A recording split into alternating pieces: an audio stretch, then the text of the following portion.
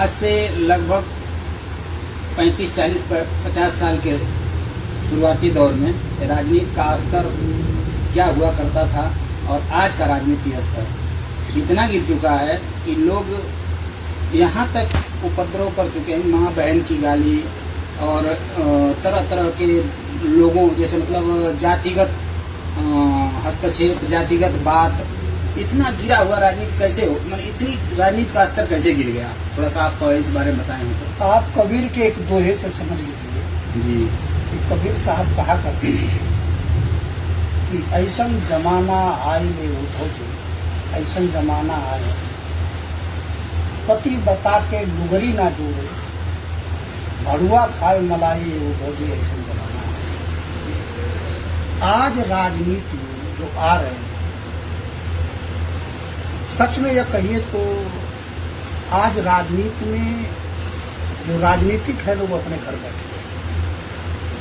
आज राजनीति में वही लोग आ रहे हैं जिनके पिता नंबर 2 का कमाई करके आए और उनके दिल दिमाग में है कि हमको किसी भी कीमत पर एन केन प्रकारेण सही गलत से कोई मतलब नहीं। उनका मतलब है कि मुझे कब्जा करना,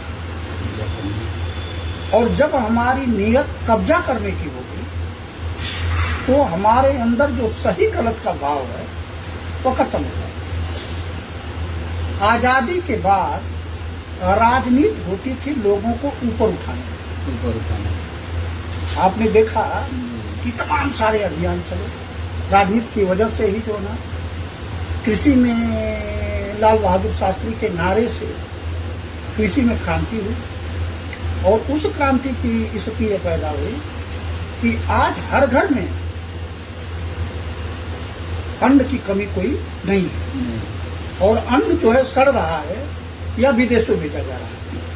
कहीं तो एक समय था कि अनाज बना बाहर से आता, लेकिन आज उठा करके देखिए कि लाल बहादुर शास्त्री ने जो आह्वान किया था वो देश को उठाने का आह्वान किया, लेकिन आज जो आह्वान हो रहा है वो भी प्रधानमंत्री का ही आह्वान है, लेकिन वह आह्वान यह मुट्ठी भर पूंजीपतियों को मजबूत करने का है। आपने कोरोना को उठा कर देख लीजिए, कोरोना में सबकी संपत्ति गिर गई, तमाम कुटीर उद्योग चलाने वाले आत्महत्या कर लिए, कई लोगों के कारोबार जो उस समय बर्बाद हो गए थे आज तक बर्बाद हैं और वह खड़ा नहीं हो पाए। लेकिन मुट्ठी भर 2-3 लोगों की देख लीजिए कि आज दुनिया में एक बड़ा चेहरा हो गए हैं। तो आज जो देश का प्रधानमंत्री है वह देश को उठाने की बात नहीं कर रहा है, वो जो भी आह्वान कर रहा है उसके आह्वान में चाह रहा है कि हमको जो ना कुछ व्यक्तियों का इसका लाभ उठा करके इसको आगे बढ़ाना है। ठीक वही स्थिति आज जो ना क्षेत्रीय स्तर पर उठा कर देख लीजिए, आज जो भी आ रहे हैं या जो भी राजनीति किसी भी जिले में उठा कर देख लीजिए, नई उभरती हुई कोई फौज नहीं आ रही है। आप मऊ में ही उठा के देखिए, आजमगढ़ में उठा के देख लीजिए, बलिया में देखिए, गाजीपुर में देखिए, कोई नहीं उभरती हुई उभरता हुई कोई ऊर्जावान व्यक्तित्व नहीं आ रहा जो समाज के लिए संघर्ष करता हो, समाज उसके लिए खड़ा रहता हो। आज हालत है कि जो आ रहे हैं या तो दूसरी पीढ़ी के लोग हैं कि उनके पिता सांसद विधायक रहे, आज उनका लड़का है, या नंबर 2 का पैसा कमाने वाले लोग। पहले आप सोच लीजिए कि चरण सिंह के सामने कोई जाके कह देता था कि यह शराब पीता है तो चरण सिंह उसका टिकट काटता।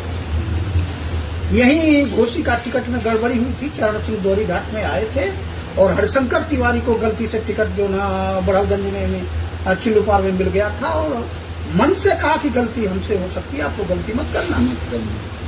ऐसे लोगों को राजनीति में कोई जगह नहीं मिलनी चाहिए, लेकिन हुआ करते थे नेता, ये नेता हुआ करते। और आज उठाकर देखिए, आज तो है कि मुझे सीट जीतनी है, चाहे वो गुंडा हो, बदमाश हो, मवाली हो, कतली हो, उससे कोई मतलब नहीं है। तस्कर हो, लोगों की जान मार करके, नकली दवा बेच करके लोगों की जान मारा हो, लेकिन उसके पास पैसा हो तो सीट जीतना है। किसी तरह से नहीं आओ, मुझे सीट जीतना है और मुख्यमंत्री तो जो जीतेगा वही होगा ना।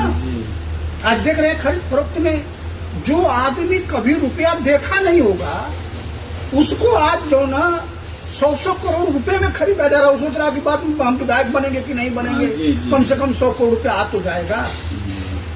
तो चुनाव का महंगा होने करने का जो मूल आशय है वह राजनीति को खत्म करने बस।